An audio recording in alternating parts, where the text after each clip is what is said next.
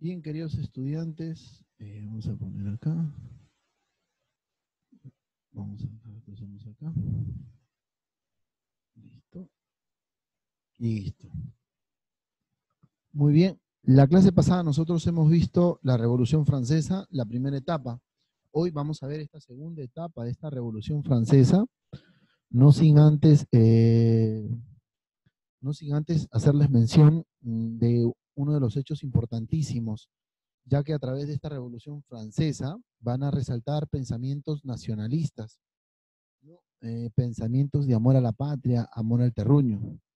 El escenario de esta Revolución Francesa, su propio nombre lo dice, va a ser en Francia. Eso está más claro que el agua. Ahora, ¿qué va a pasar? ¿Quién va a ser el rey que va a lidiar con esta situación o este tiempo? En este caso, va a ser el rey Luis XVI. Entonces, va a enfrentarse a una situación, como se dice, conocido como guerras civiles. Estas guerras civiles, estas protestas van a desatar en una revolución.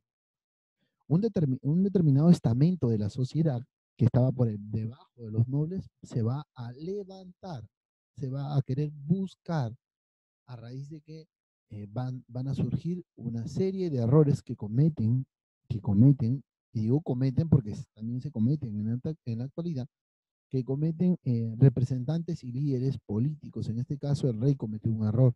Había un desfalco, había un despilfarro de la corte.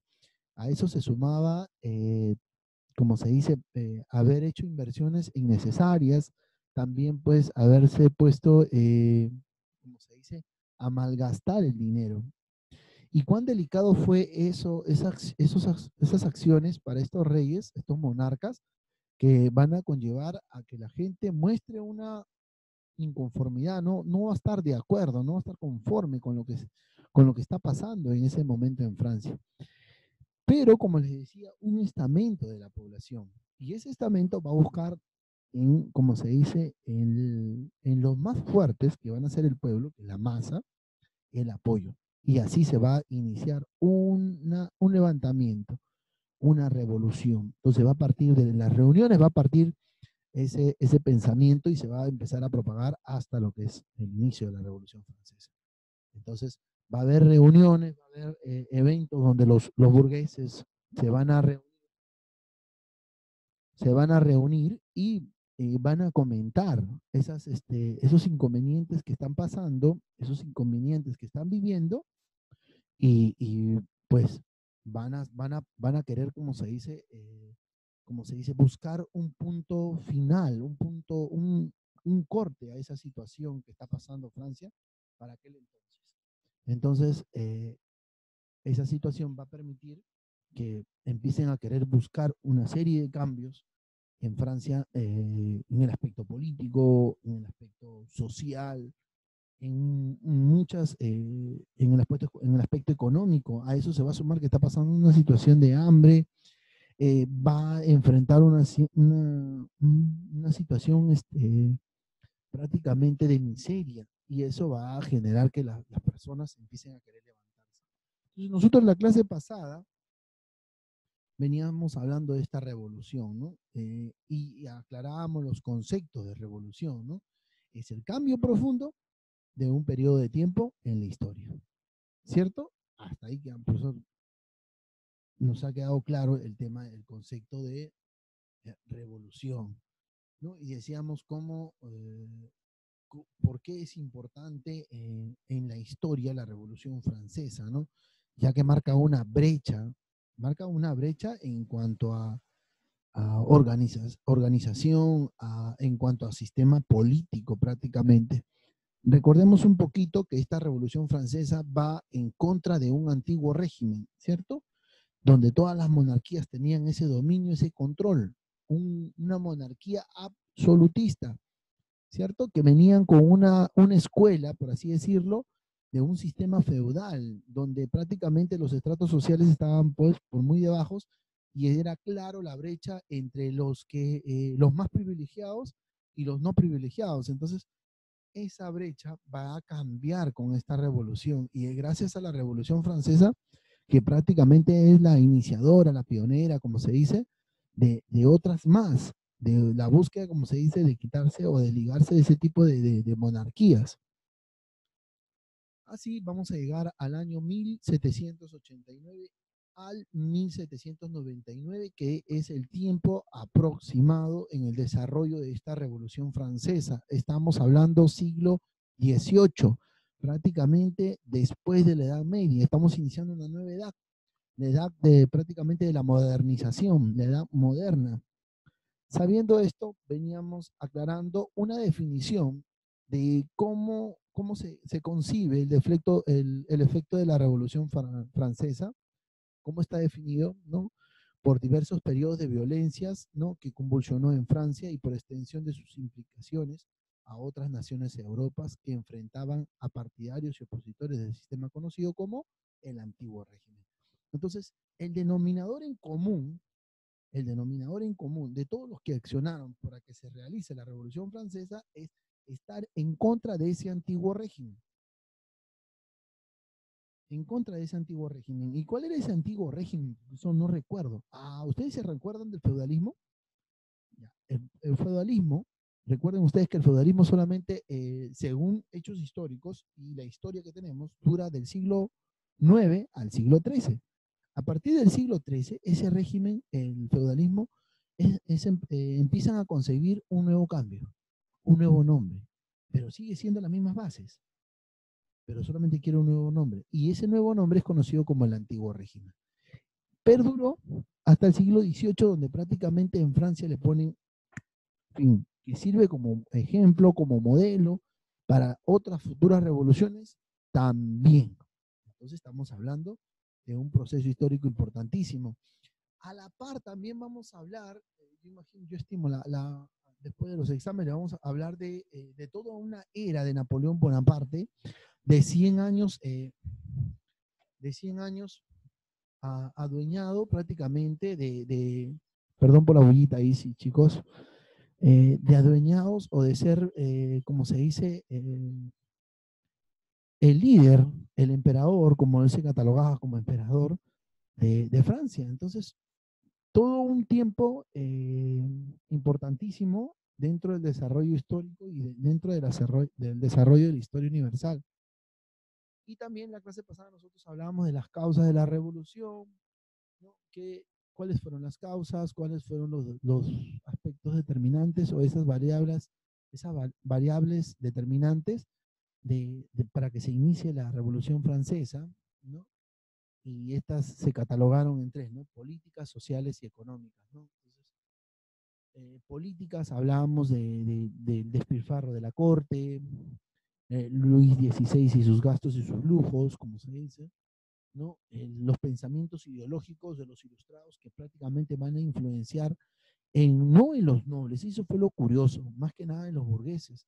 Va a ser los burgueses los que van a empaparse de estos pensamientos y de pensamientos de cambio, netamente de cambio. Causas económicas, la escasez que hace un ratito les contaba a ustedes, el aumento del precio del trigo, que era lo que más abundaba, ¿no? Y también hablábamos del régimen de la sociedad francesa, ¿no? Era gran parte, ¿no? Por ejemplo, los burgueses se levantan y estamos hablando de un 15% de la población, imagínense. Los burgueses se levantan en contra de los nobles, o sea, de los que tenían el control, ¿no? De todo el sistema político, económico, social. Eran el 15%, los nobles eran el 2%. Lógico, los burgueses idearon y los campesinos y artesanos se dieron cuenta de lo mismo, que podrían ser masa. Y eso, el concebir, el abrir los ojos, el ver esa realidad, a ellos les permitió, como se dice, decir, bueno, burgueses, nosotros le seguimos, lo vamos a apoyar y nosotros también somos parte de esta revolución porque tarde o temprano vamos a querer un cambio. Y lo único que querían era el cambio de ese rey, de ese monarca, ¿no? Entonces, a- eso va a permitir que se dé una sociedad triestamental, o sea, de tres, que en la clase pasada también habíamos hablado, nobleza, clero y estado llano. El clero estaba beneficiado, muy aparte de que había el alto clero y el clero bajo también era casi tratado como el estado llano. Entonces, había la división social, por así decirlo, es drástica, es cruda y es tal y como lo vemos nosotros en estos tres estados. Entonces, claro de que están los nobles y claro de que están los burgueses. Y los burgueses están prácticamente con los comerciantes, artesanos, profesionales y campesinos, ¿no? En pocas palabras, está con el pueblo.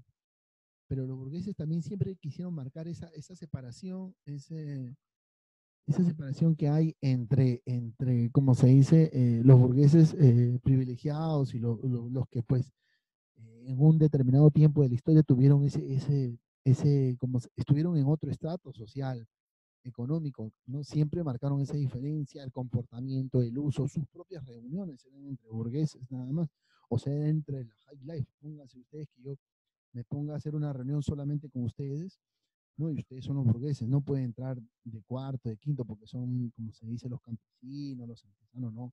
Es una reunión, pues, de burgueses, con un denominador en común, con un apellido en común, como se dice, pertenecientes a familias importantes dentro de Francia. Entonces, estamos viendo una situación que va a llegar a un colapso, a un punto, ¿no? Y esto va a originar, como se dice, todas las causas van a originar a desembocar en una revolución, ¿no? Y una vez que se da la revolución, ¿no? La historia nos dice que se divide en tres grandes etapas. Una de las primeras etapas, es la que estábamos comentando, es la etapa monárquica, donde la lucha es prácticamente, o las asambleas, por así decirlo, las asambleas son en contra de este monarca, de este rey. A raíz de tantas asambleas, se va a formar y van a querer que se cambie todo a eso, a lo que llamamos la etapa republicana. Dice republicana porque va a haber otro sistema de organización, va a cambiar, pero de ahí va a surgir una etapa imperial donde el protagonista es nuestro más conocido personaje ilustre como Napoleón Bonaparte. Entonces, teniendo ese panorama, nosotros la clase pasada hablábamos y encontrábamos, ¿no? ¿Qué son o qué se entiende de las etapas de la revolución, que son son tres grandes periodos donde se explica el desarrollo prácticamente de toda la revolución? Y termina con el proceso de Napoleón Bonaparte, ¿no? Es muy importantísimo. Habíamos quedado ahí nosotros la clase pasada y ahora sí, vamos a continuar. Aquí viene lo bueno. Ya teniendo ese preámbulo de haber recordado un poquito, porque es necesario, la historia es así, nos remontamos al pasado para comprender el presente y proyectarnos al futuro. El rey Luis XVI ya siente la amenaza del pueblo y los burgueses en levantarse. Imagínense, ¿alguno de ustedes alguna vez ha sentido, como se dice, asustado, preocupado, porque siente la presión de algo y siente que en cualquier momento va a estallar algo? Muchos. Sus padres, yo y quienes hablen, y muchos más, hemos pasado de repente por una situación parecida. Pero ustedes se imaginan que todo un país esté en contra de ti y quiera que tú lleves las elecciones con transparencias. Entonces, para organizar un Estado democrático, el rey dice, lo voy a llevar a una elección. Y el rey es práctico. Recuerden ustedes que el 2% de la población son nobles, o sea, son los allegados al rey. Y el otro 15% son de los burgueses. Entonces, como son de los burgueses, prácticamente los burgueses van a buscar el apoyo en el pueblo. Entonces, ¿el rey qué va a hacer? Si yo convoco a unas elecciones generales para continuar yo en el poder, ¿qué hago? ¿Qué hago? Pienso. Entonces, ¿qué hace el rey? Dice, muy bien. Número uno, empieza a surgir la malicia. Y el enemigo es así. Te incita a ti a actuar mal. Y lo primero que pensó el rey dijo, voy a hacer trafa. Pero ¿cómo hago trafa? Porque si yo cito a todo el estado llano, me van a venir todos. El 89, el 88% de la población más el 15% de los burgueses. Estamos hablando de un prácticamente 90%. No. Un momentito, no puedo hacer eso. Ya sé. Si yo pongo mi 2% en una asamblea constituyente y convoco a unos estados generales, solamente les voy a pedir que de ese 80%, 88% y ese 15%, solamente vengan delegados por cada comarca o por cada grupo. Y así voy a minorizar, pero voy a tener mayor porcentaje dentro de mi lado, cosa que cuando se den las elecciones, yo gane. Y fue una buena estrategia. Claro que no le resultó, porque lo único que desató con estas acciones fue el fraude. Y a veces mentirle a tu pueblo le salió caro a Luis XVI, porque su pueblo se levantó y surgió la Revolución Francesa. Esta reunión se realizó en Versalles, ¿no? Con representantes de toda Francia. Profesor, ¿de toda Francia? Sí. Recuerden ustedes que hace un ratito le dije gente selecta, o sea, un determinado grupo, para tratar el problema de mantener o no los privilegios. No se llegaba a acuerdos porque solamente era una clase la privilegiada. Esta reunión prácticamente enfrentaba a cada uno de los estados, de Francia. Así va a surgir una nueva Asamblea Nacional Constituyente. El tercer estado, ¿no? Además de los nobles, ¿no? Al notar el fraude y al notar no una transparencia, ¿no? Y al notar el descontento, porque el rey fue así, al ver que no estaban bien las cosas, el rey anuló la sala y ya se había elegido normal los privilegios que iban a seguir teniendo un determinado grupo de estamentos. Entonces, los nobles, ¿qué hicieron? ¿No? Los nobles, los burgueses, que fueron? Se fueron a una siguiente sala. Esa sala era una sala llamada la sala de juego de la pelota, donde se reunían a jugar un juego característica de la pelota, no fútbol, el juego de la pelota. Y en esta sala, ¿no? Todos los nobles, los burgueses y los que asisten ahí se comprometen a continuar, ¿no? A continuar con hacer caer este régimen y a Luis XVI. Y esta decisión de no separarse da paso al origen de una constitución política. Entonces estamos viendo las bases de una de las constituciones políticas que va a surgir de base para otras también. Entonces, el primer objetivo es realizar grandes cambios en el sistema francés. Y esto pues va a provocar la ira del rey, provoca la ira, ¿no? Y a la par también provoca la ira de los recurrentes. ¿Por qué? Porque se dan cuenta que el rey estaba escapando, el rey estaba huyendo, porque ya se empezaron a hacer revueltas, el pueblo ya se empezó a levantar. Ustedes día tras día empezaron a pasar situaciones. Después de la Asamblea Constituyente, el 14 de julio de 1789, ¿no? Los parisinos, o sea, los parisinos quiere decir los que vivían alrededor de la Bastilla, esta torre que era una cárcel y en el cual estaban presos la gran mayoría de familiares de los que estaban propiciando esta revolución, ¿no? Y querían buscar la salida de esos mismos familiares, ¿no? Van a ubicarse frente a las Bastillas y van a realizar una propuesta en búsqueda de liberación y van a quemar la Bastilla, ¿no? Esta antigua cárcel era considerada un símbolo del poder absoluto del rey, porque bueno, estaba concentrado todo y todos caían a ese mismo lugar, como se dice, a esa misma cárcel. Así estalla la revolución y estalla de una manera bruta, porque se da a través de una protesta y esto va a generar y va a tener como nombre una guerra civil. El pueblo de París reacciona violentamente cuando se supo que el rey había puesto tropas afuera de la ciudad y había, como se dice, cercado, amurallado esta ciudad, y el rey ya también estaba empezando a querer fugarse, como les digo, prácticamente del Palacio de Versalles. Uno de los palacios donde Luis XVI prácticamente lo embellece y ahí despilfarra la plata y es un inmenso palacio.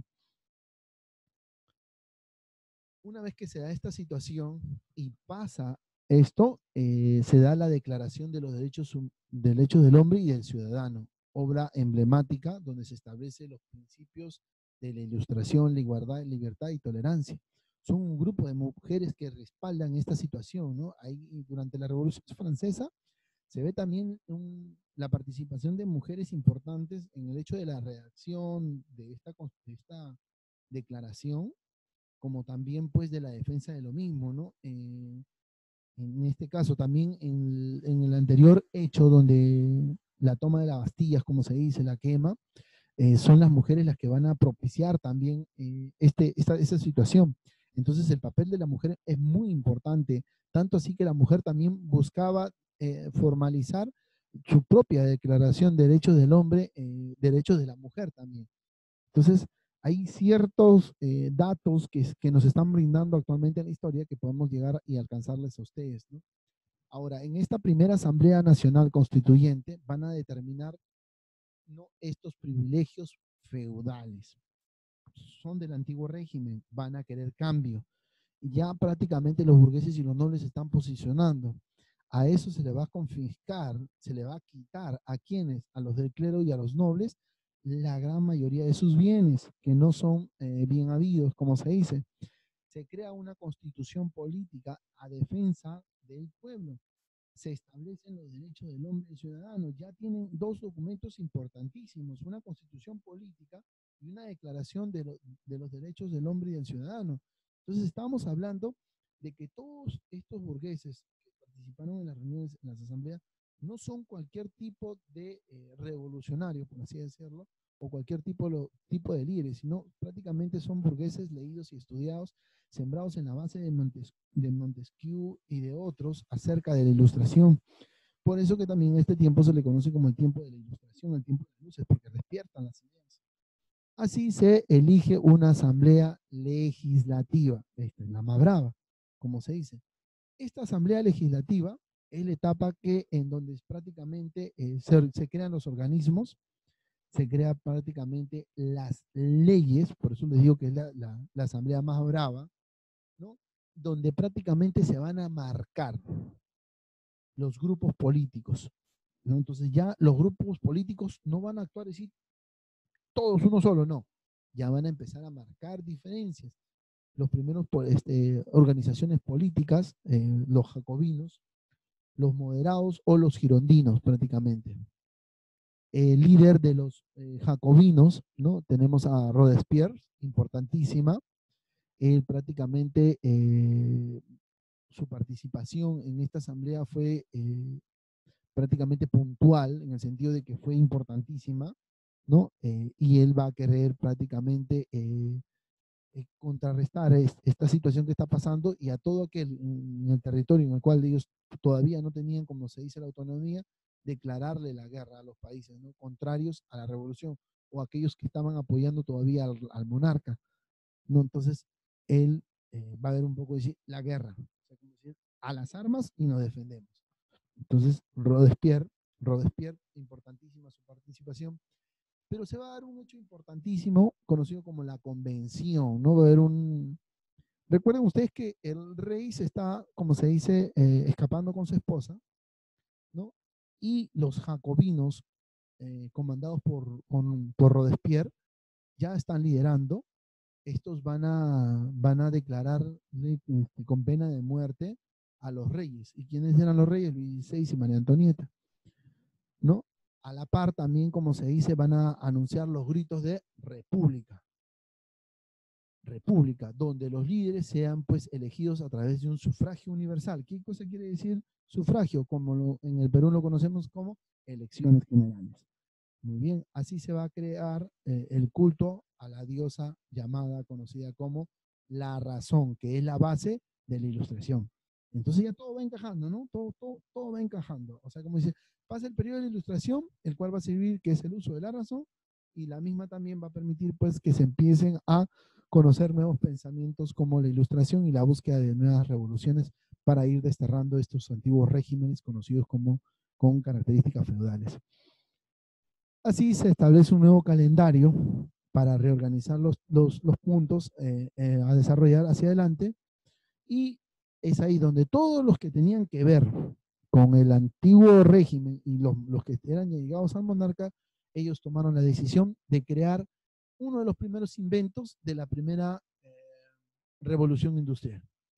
Y el ser humano es así de cruel. Lo primero que en vez de crear una máquina que genere más vidas o que preserve la vida, creó una máquina para acabarla. Es en la Revolución Francesa donde se crea la guillotina y mueren más de 40.000 franceses en manos de este equipo o arma para matar, ¿no? Ustedes se imaginan 40.000 cabezas rodando y 40.000 cuerpos por otros lados. Imagínense, una cosa terrible. El ser humano hasta el punto de llegar de querer aniquilar o acabar con la propia vida de otras personas, imagínense. Pero es parte de la historia, no podemos negar así, ¿no?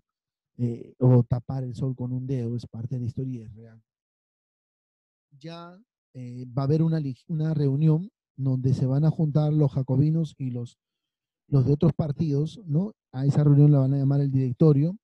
¿Por qué? Porque estaban en contra de esas acciones de la guillotina por parte de los jacobinos, ¿no? Y así se va a poner fin y se va a decir, ya basta ya, Robespierre, a este tiempo de utilizar la guillotina como justicia. Y en este directorio le van a poner un estate quieto o un alto a esta serie de atrocidades desde mi punto de vista, porque es terrible, morir a manos de la guillotina. Entonces va a surgir en el año 1799 una imagen importantísima, ¿no? Ante esta situación, porque ya se formó la República, ya se está dando un tiempo de Francia mejor, ¿no? Así que va a surgir la imagen de Napoleón Bonaparte, donde él en un consulado va a buscar, como se dice, realizar un golpe de Estado y ponerse como cónsul, ¿no? O cónsul vitalicio 1804. Después de ese cónsul, él se va a nombrar como emperador de Francia, pero va a perder su poder en el año 1815, muriendo tiempo después, después de haber sido encarcelado y después de haber expandido un gran imperio, que lo vamos a ver detalladamente próximamente, cada una de estas cosas, ¿no? Y cómo él pues termina sus días en esta isla Santa Elena, en medio del Océano Atlántico prácticamente, y hasta su muerte, ¿no? Napoleón, una figura emblemática importantísima de esta parte de la Revolución Francesa. Vamos a ver de manera rápida los aportes que realiza Napoleón, no sin antes recordarles, como le dije hace un ratito, vamos a verlo más detalladamente en una siguiente clase después de los exámenes, ¿no? Y de lo que Napoleón fue aportando, ¿no? Creó el Código Civil, crea el Banco de Francia, ¿no? Entre otras mejores que relación con la iglesia. Los hechos importantísimos de Napoleón, la batalla de Waterloo en 1815, que marca su derrota definitiva, ¿no? Lo cual, pues, como se dice, marca el fin de una de las figuras donde él, pues, a raíz de esta derrota, tuvo que exiliarse en una isla y esconderse, después fue atrapado, ¿no? Y después fue carcelado y enviado al exilio, ¿no? Y tenemos ahí, como se dice, un collage acerca de los momentos de Napoleón. Hasta este punto, queridos estudiantes, hemos llegado, ¿no? Concerniente al curso de Historia Universal. Vamos a dejar de compartir acá y espero que haya sido de su agrado.